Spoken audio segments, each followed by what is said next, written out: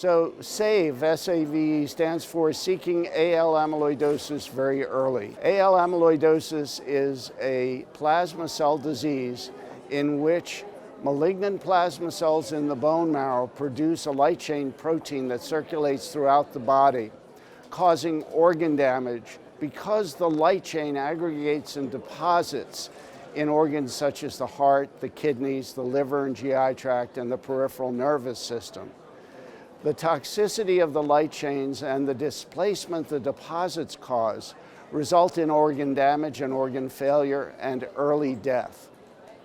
The treatments historically are aimed at the plasma cells in the bone marrow, using many of the same treatments that are used to treat multiple myeloma. However, the most effective therapy, stem cell transplant, is only available to about 25% of newly diagnosed patients because the rest are too sick to have intensive therapy. Therefore, the critical unmet need is early diagnosis.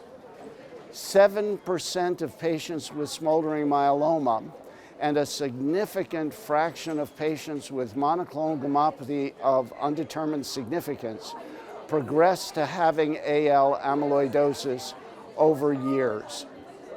One of the critical aspects of light chain amyloidosis is the fact that a limited number of light chain genes are associated with the disease and are more frequently found in AL, light chain amyloidosis, than in myeloma.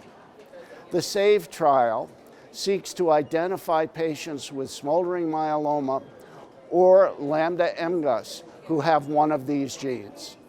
In the first phase of the trial, we tested blood and marrow from 20 patients across the country and identified 2 patients, one in North Carolina, one in Illinois, who had light chain amyloidosis but did not know it.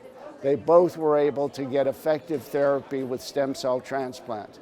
The trial is still open. We're seeking collaborators, and importantly, we have a relationship with the Precision Medicine Lab at Columbia University Medical Center with our collaborators Suzanne Ledge and Mahesh Mankutani, who are able to develop a laboratory-developed test using next-generation sequencing to do the gene identification.